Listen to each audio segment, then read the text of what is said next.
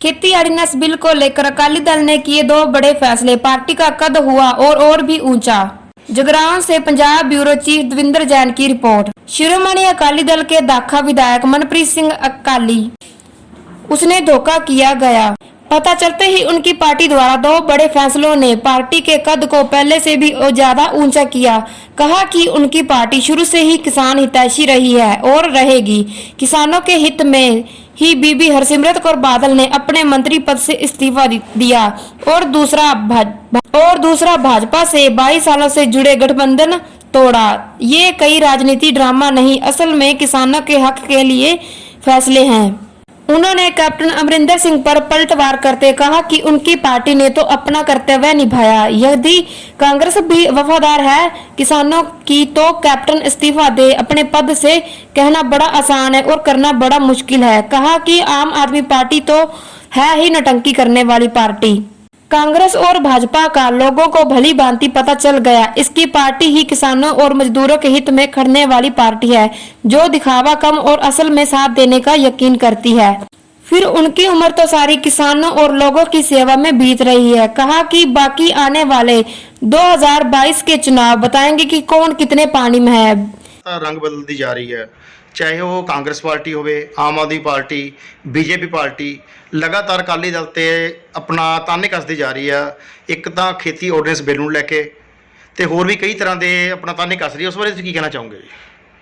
देखो, श्रोमणी अकाली दल ने जिहड़ा बहुत वधिया स्टैंड लिया वा, दो फैसले जिहड़े बहुत वधिया लए गए ने। एक तो जिहड़ा केंद्री मंत्री तो अस्तीफा दिता हरसिमरत कौर बादल जी ने, ਅਤੇ दूसरा अलायंस तोड़िया गया। ये ਜਿਹੜੇ दोनों ही फैसले ने किसानों के हक ਦੇ लए गए ने, क्योंकि श्रोमणी अकाली दल किसानों की पार्टी आ।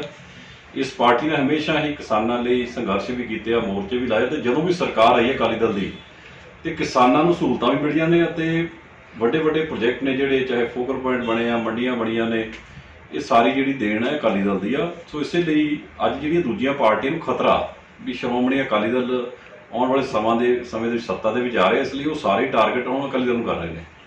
सर, भाजपा के लगातार आरोप आ कि बीबी हरसिमरत कौर बादल जी नूं सारे बिलों बारे पता सी, बकायदा उन्होंने साइन भी होए आ।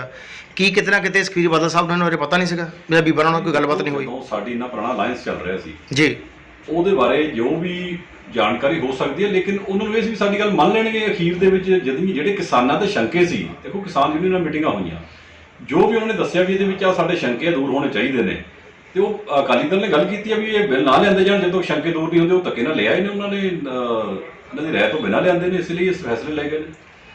सर, खेती ऑर्डिनेंस बिल लेके जो लगातार धरने लगे जा रहे हैं, अकाली दल वालों भी लगाए जा रहे हैं, कांग्रेस वालों लगाए जा रहे हैं, इस राजनीति को किस रूप तुसीं देखते हो जी? देखो, जी मैं एक किसान होने के नाते मैं गल करा जी ना, ये भी ये जोड़ा संघर्ष हैगा वा, ये राजनीति तो उपर उठ के होना चाहिए। सारे एक प्लेटफॉर्म से इकट्ठे होने की लोड़ आ, तो जे असीं इहदे विच कोई प्राप्ति करनी चाहुंदे हैं, नहीं तो एक दूसरे को नीवां दिखाउण ते लगे हुए सारे। सो इसलिए ये सारे एकजुट होकर एक प्लेटफॉर्म से बिना किसी राजनीति तो जे असीं ये संघर्ष करांगे तो वो बहुत वधिया सानूं जिहड़े नतीजे मिल सकते हैं। सर, एक कांग्रेस वालों धर्म सोच नूं क्लीन चिट दी गई, वो क्लीन चिट देने के पिछे की राजनीति है, की कहना चाहोगे इस बारे? देखो, 4 साल क्लीन चिटां दित्तियां इन्होंने, जिन्ने इन्हों के बड़े लीडरां ते मंत्रियों ते रोप लगे ने, इन्होंने तो क्लीन चिट दे के साथ दिते रहे हैं। सो इसलिए ये भी ये सरकार के अंदर करप्शन का बोलबाला वड्डे पद्धर ते। सो कोई सुनवाई नहीं किसी की। मुख्यमंत्री जी 3-4 महीने बाद एक दिन निकलते, उस बाद फिर अपने फार्म हाउस जा वड़ते हैं। मेरा ख्याल आ मंत्रियों को जो मुख्यमंत्री मिलता आम लोगों तो बहुत दूर की गल आ। सो इसलिए रब आसरे काम चल रहा, अफसरशाही है जी वो भी आ जी बेलगाम हुई आ, मनमर्जी करते हैं। हर डिपार्टमेंट के जी करप्शन का बोलबाला वा। सो इस करके अज लोग तो पछता रहे भी कदों ये सरकार असीं बना बैठे गलती ना, कदों बाई आवे तो सरकार तो खड़ा छड़ाइए। सर, 2022 के इलैक्शन लैके जो बीजेपी ते अकाली दल का गठजोड़ टुटिया वा, उसनूं किस तरीके नाल देख रहे हो तुसीं? तो अकाली दल नूं फायदा मिलूगा बहुत बड़ा, क्योंकि बीजेपी का तो होंद ही खत्म हो जानी पंजाब दे विचों। जो इस तरह के जिहड़े तानाशाही फैसले लैणगे, जिहड़ी पार्टी लऊगी, लोग तो कदे साथ नहीं देणगे। क्योंकि पंजाब जिहड़ा ये सूबा जिहड़ा है, इत्थों के लोगों ने, पंजाबियों ने जिथे देश की खातर कुर्बानियां दित्तियां, चाहे साडी आबादी बड़ी घट आ, साडा खेत्रफल बहुत घट आ, लेकिन कुर्बानियां दे विच देश का ढिड भरने में सब तो बड़ा योगदान जिहड़ा पंजाब ने पाया। तो लेकिन हुण जिहड़ा बहुत बड़ा धक्का हो रहा पंजाब दे नाल। सो ये बीजेपी नूं पंजाब के लोग कदे माफ़ नहीं करनगे। ਹੋਰ ਸਰ ਕੀ ਕਹਿਣਾ ਚਾਹੋਗੇ ਆਪਣੀ ਪਾਰਟੀ ਵੱਲੋਂ ਸੀ, ਕੀ ਸੰਦੇਸ਼ ਦੇਣਾ ਚਾਹੋਗੇ ਜੀ? ਵੀ ਦੇਖੋ ਅਸੀਂ ਤਾਂ ਇਹੀ ਆ ਵੀ ਜਿਹੜੇ ਕਿਸਾਨਾਂ ਦੇ ਜੋ ਵੀ ਇਹ ਚੱਲ ਰਿਹਾ ਸੰਘਰਸ਼ ਉਹਦੇ ਵਿੱਚ ਕਿਸਾਨ ਜਿਹੜੀਆਂ ਜਥੇਬੰਦੀਆਂ ਕੰਮ ਕਰ ਰਹੀਆਂ ਨੇ, ਅਸੀਂ ਕਹਿੰਦੇ ਉਹਨਾਂ ਨੂੰ ਸਾਥ ਦਿਓ। ਇਸ ਜਿਹੜੀ ਲੜਾਈ ਦੇ ਵਿੱਚ ਆਪਾਂ ਇਕਜੁੱਟ ਹੋ ਕੇ ਸਾਰੇ, ਇਹ ਕਿਸਾਨ ਹੈ ਕਿਉਂਕਿ ਮੇਰੇ ਲਈ ਪਹਿਲਾਂ ਕਿਸਾਨੀ ਹੈ, ਬਾਅਦ ਦੇ ਵਿੱਚ ਰਾਜਨੀਤੀ, ਮੈਂ ਪਹਿਲੇ ਦਿਨ ਤੋਂ ਗੱਲ ਕਰਦਾ ਆ ਰਿਹਾ। ਸੋ ਇਸ ਲਈ ਅਸੀਂ ਤਾਂ ਕਿਸਾਨਾਂ ਦੇ ਨਾਲ ਡਟ ਕੇ ਖੜੇ ਹਾਂ ਤੇ ਸਾਰਿਆਂ ਨੂੰ ਲੋੜ ਆ, ਕਿਸਾਨਾਂ ਨੂੰ ਵੀ ਸਾਰਿਆਂ ਨੂੰ ਇਕਜੁੱਟ ਹੋ ਕੇ ਆਪਾਂ ਜਿਹੜੀ ਲੜਾਈ ਲੜੀਏ ਤਾਂ ਜੋ ਸਾਡੀਆਂ ਮੰਗਾਂ ਨੇ ਇਹ ਪ੍ਰਵਾਨ ਹੋ ਸਕਣ ਅਤੇ ਕਾਨੂੰਨ ਵਾਪਸ ਲਿਆ ਜਾਵੇ, ਜਾਂ ਜੋ ਵੀ ਸਾਡੇ ਕਿਸਾਨ ਯੂਨੀਅਨਾਂ ਉਹ ਜੋ ਵੀ ਉਹਨਾਂ ਦੀ ਸ਼ਰਤਾਂ ਨੇ ਉਹ ਜਦੋਂ ਤੱਕ ਪੂਰੀਆਂ ਨਹੀਂ ਹੁੰਦੀਆਂ ਉਦੋਂ ਤੱਕ ਸਾਨੂੰ ਤਕੜੇ ਹੋ ਕੇ ਇਕਜੁੱਟ ਹੋ ਕੇ ਜਿਹੜਾ ਇਸ ਮੋਰਚੇ ਦੇ ਲਈ ਤੇ ਸਾਨੂੰ ਲੜਨਾ ਚਾਹੀਦਾ। ਸਰ ਆਮ ਆਦਮੀ ਪਾਰਟੀ ਵੱਲੋਂ ਲਗਾਤਾਰ ਇਲਜ਼ਾਮ ਲਗਾਏ ਜਾ ਰਹੇ ਆ ਵੀ ਚਾਹੇ ਉਹ ਕਾਂਗਰਸ ਆ, ਚਾਹੇ ਅਕਾਲੀ ਆ, ਚਾਹੇ ਭਾਜਪਾ, ਵੀ ਉਹ ਸਾਰਿਆਂ ਤੋਂ ਵੱਖਰੇ ਖੁੱਲ੍ਹੇ ਤੌਰ ਤੇ ਪੂਰੇ ਤਹਿ ਦਿਲੋਂ ਆਪਣਾ ਖੇਤੀ ਆਰਡੀਨੈਂਸ ਨੂੰ ਬਿੱਲ ਲੈ ਕੇ ਕਿਸਾਨਾਂ ਦੇ ਨਾਲ ਆ, ਬਾਕੀ ਸਾਰੀ ਪਾਰਟੀਆਂ ਰਾਜਨੀਤੀ ਕਰ ਰਹੀਆਂ। ਇਸ ਬਾਰੇ ਕੀ ਕਹਿਣਾ ਚਾਹੋਗੇ ਤੁਸੀਂ? ਜਿਹੜੀ ਆਮ ਆਦਮੀ ਹੈ ਇਹਨਾਂ ਦੀ ਜਿਹੜੀ ਪੰਜਾਬ 'ਚੋਂ ਹੋਂਦ ਖਤਮ ਹੋ ਚੁੱਕੀ ਆ ਜੀ। ਹਲਕੇ ਦਾਖੇ ਦੇ ਮੈਂ ਗੱਲ ਕਰਾਂ ਜੇ, ਇੱਥੇ ਫੂਲਕਾ ਸਾਹਿਬ ਨੂੰ 59,000 ਵੋਟ ਪਈ ਸੀਗੀ ਅਤੇ ਹੁਣ 2,000 ਤੇ ਆ ਗਏ ਨੇ।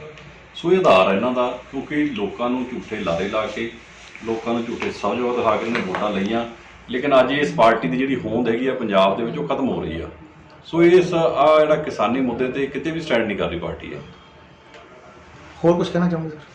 ਬਾਕੀ ਹਲਕੇ ਸਾਡੇ ਜਿਹੜਾ ਹਲਕਾ ਦਾਖਾ ਹੈਗਾ, ਇੱਥੋਂ ਦੇ ਲੋਕ ਬੜੇ ਅਵੇਅਰ ਨੇ, ਮੋਸਟਲੀ ਲੋਕ ਨੇ ਜਿਹੜੇ ਖੇਤੀ ਨਾਲ ਜੁੜੇ ਹੋਏ ਨੇ।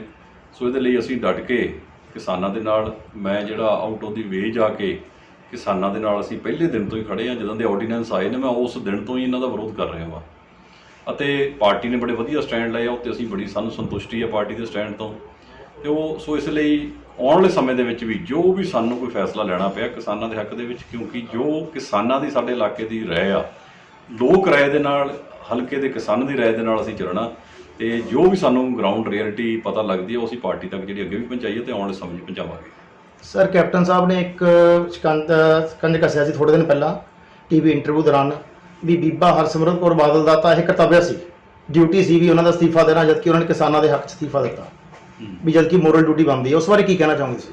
ਫਿਰ ਉਹਨਾਂ ਨੇ ਨਿਭਾਈ ਆ ਡਿਊਟੀ ਜੋ ਉਹਨਾਂ ਦਾ ਬਣਦਾ ਸੀ। ਜਦੋਂ ਸਾਡਾ ਕਿਸਾਨਾਂ ਨਾਲ ਧੱਕਾ ਹੋ ਰਿਹਾ ਸੀ ਤਾਂ ਸਾਡੇ ਕੋਲੇ ਦੋ ਰਸਤੇ ਸੀਗੇ, ਵੀ ਇੱਕ ਪਾਸੇ ਅਸੀਂ ਉਸ ਪਾਰਟੀ ਨਾਲ ਖੜਨਾ ਜਿਹਨਾਂ ਸਾਡਾ ਅਲਾਇੰਸ ਆ, ਜਾਂ ਅਸੀਂ 4 ਸਾਲ ਦਾ ਰਾਜ ਭਾਗ ਦੇਖਣਾ, ਕਿ ਅਸੀਂ ਕਿਸਾਨਾਂ ਨਾਲ ਖੜਨਾ, ਤਾਂ ਕਿਸਾਨਾਂ ਨਾਲ ਖੜੇ ਆ। ਇੱਕ ਪਾਸੇ ਉਹਨਾਂ ਨੇ ਇਹ ਵੀ ਕਿਹਾ ਵੀ ਇਹ ਉਹਨਾਂ ਦਾ ਇੱਕ ਸਿਰਫ ਸਟੰਟ ਵਾ ਇਲੈਕਸ਼ਨ ਨੂੰ ਲੈ ਕੇ, ਵੀ ਕਿਸਾਨਾਂ ਨਾਲ ਹਮਦਰਦੀ ਕੋਈ ਨਹੀਂ। ਤੇ ਤੁਸੀਂ ਸਹਿਮਤੀ ਦੇ ਕੇ ਆਏ ਆਰਡੀਨੈਂਸ ਦੀ, ਤੁਸੀਂ ਸਟੰਟ ਕਰਕੇ ਦਿਖਾ ਦਿਓ, ਜੇ ਤੁਹਾਡੇ 'ਚ ਹੈਗੀ ਆ ਤੁਸੀਂ ਸਟੰਟ ਕਰ ਲਓ, ਤੁਸੀਂ ਛੱਡੋ ਮੁੱਖ ਮੰਤਰੀ ਦੀ ਕੁਰਸੀ। ਤੁਸੀਂ ਮੰਨੋਗੇ ਮੇਰੇ ਤੋਂ ਗਲਤੀ ਹੋਈ ਆ ਵੀ ਆਰਡੀਨੈਂਸਾਂ ਤੇ ਮੈਂ ਸਹਿਮਤੀ ਦੇ ਕੇ ਆਇਆ ਸੀ ਬਤੌਰ CM, ਤੇ ਉਹਦੇ ਤੇ ਇਹ ਵੀ ਇਹ ਕਰਕੇ ਦੇਖ ਲੈਣ, ਪਤਾ ਲੱਗੇ ਗੱਲਾਂ ਕਰਨੀਆਂ ਬਹੁਤ ਸੌਖੀਆਂ ਨੇ ਜੀ ਜੀ।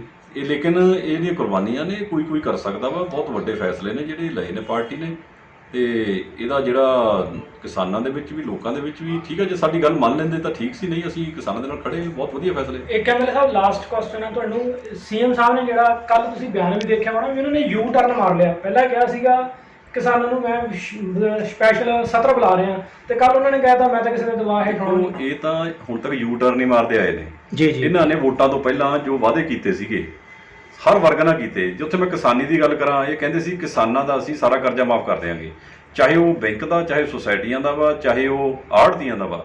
ਤੇ ਅੱਜ ਕਿੱਧਰ ਗਏ ਉਹ ਮਾਫੀ? ਸੋ ਇਹ ਤਾਂ ਸਿਰਫ ਇਹ ਮੁੜ ਕੇ ਯੂ ਟਰਨ ਮਾਰ ਜਾਂਦੇ ਨੇ। ਨਸ਼ਾ ਕਹਿੰਦੇ ਜੀ ਅਸੀਂ 4 ਹਫ਼ਤੇ ਖਤਮ ਕਰ ਦਿਆਂਗੇ, ਮੁੜ ਕੇ ਕਹਿੰਦੇ ਤਾਂ ਕਿਹਾ ਹੀ ਨਹੀਂ। ਸੋ ਹਰ ਗੱਲ ਤੋਂ ਯੂ ਟਰਨ ਮਾਰਦੇ ਨੇ। ਇਹ ਤਾਂ ਟਾਈਮ ਪਾਸ ਕਰ ਰਹੇ ਨੇ ਵੀ ਅਸੀਂ ਆਪਦੇ 5 ਸਾਲ ਪੂਰੇ ਕਰੀਏ। ਇਹਨਾਂ ਨੂੰ ਲੋਕਾਂ ਨਾਲ, ਕਿਸਾਨੀ ਨਾਲ, ਪੰਜਾਬ ਨਾਲ ਕੋਈ ਲੈਣਾ ਦੇਣਾ ਨਹੀਂ। ਸੋ ਇਹ ਤਾਂ ਆਪਦਾ ਟਾਈਮ ਨਾਲ ਰਾਜ ਭਾਗ ਕਰ ਰਹੇ ਆ। ਇਹ ਆਪੋਜੀਸ਼ਨ ਦੇ ਵਿੱਚ ਵੀ ਨਜ਼ਾਰੇ ਲੈਂਦੇ ਆ, ਸਰਕਾਰ ਦੇ ਵਿੱਚ ਵੀ ਇਹਨਾਂ ਨੇ ਲੋਕਾਂ ਲਈ ਨਾ ਸਿਰਦਰਦੀ ਲਈ ਤੇ ਨਾ ਲੈਣੀ ਆ। ਤੇ ਇੱਕ ਨਵਜੋਤ ਸਿੱਧੂ ਦਾ ਬੜਾ ਚੱਲ ਰਿਹਾ ਵਾ, ਉਹਦੇ 'ਤੇ ਤੁਸੀਂ ਕੀ ਕਹਿਣਾ ਚਾਹੋਗੇ ਜੀ? ਦੇਖੋ ਉਹਨੂੰ ਤਾਂ ਇਹ ਵੀ ਛੇਤੀ ਮੈਨੂੰ ਵੱਡਾ ਅਹੁਦਾ ਮਿਲ ਜਾਵੇ ਬਸ, ਕਿਤੇ ਨਾ ਕਿਤੇ ਉਹ ਇਸ ਚੀਜ਼ ਦਾ। ਇਹ ਜਿਹੜੀਆਂ ਅਹੁਦੇ ਨੇ ਇਹ ਇਦਾਂ ਨਹੀਂ ਮਿਲਦੇ ਹੁੰਦੇ, ਤੁਹਾਨੂੰ ਉਹਦੇ ਲਈ ਮਿਹਨਤ ਵੀ ਕਰਨੀ ਪੈਂਦੀ ਆ, ਲੋਕਾਂ ਦੇ ਵਿੱਚ ਰਹਿਣਾ ਪੈਂਦਾ, ਗਰਾਊਂਡ ਤੇ ਰਹਿ ਕੇ। ਗਰਾਊਂਡ ਰਿਐਲਿਟੀ ਕੀ ਆ ਉਹ ਜੇ ਤੁਸੀਂ ਲੋਕਾਂ ਨਾਲ ਜੁੜੋਗੇ ਜ਼ਮੀਨੀ ਤੌਰ ਤੇ ਫੇਰ ਆ। ਇਹ ਮੰਤਰੀ ਰਹੇ ਨੇ, MP ਰਹੇ ਨੇ, ਕੋਈ 10 ਦਿਨ ਵੀ ਇਹਨਾਂ ਦੀ ਕੀ ਪ੍ਰਾਪਤੀ ਹੈਗੀ? ਅਜੇ ਤੱਕ ਪ੍ਰਾਪਤੀ ਤਾਂ ਕੋਈ ਹੈ ਨਹੀਂ ਗੀ। ਸਿਰਫ ਆ ਕੇ ਖੜਾ ਕਰਕੇ ਕੁਝ ਨਹੀਂ ਗੱਲ ਬਣਨੀ ਹੈਗੀ। ਸੋ ਇਹ ਲੋਕਾਂ ਦੇ ਜਿਹੜੇ ਭੁਲੇਖੇ ਸੀ ਕਿ ਅੱਗੇ ਨਿਕਲੇ ਨੇ, ਬਾਕੀਆਂ ਦੇ ਨਿਕਲ ਜਾਣਗੇ ਆਉਣ ਵਾਲੇ ਸਮੇਂ ਦੇ ਵਿੱਚ। Okay sir, thank you.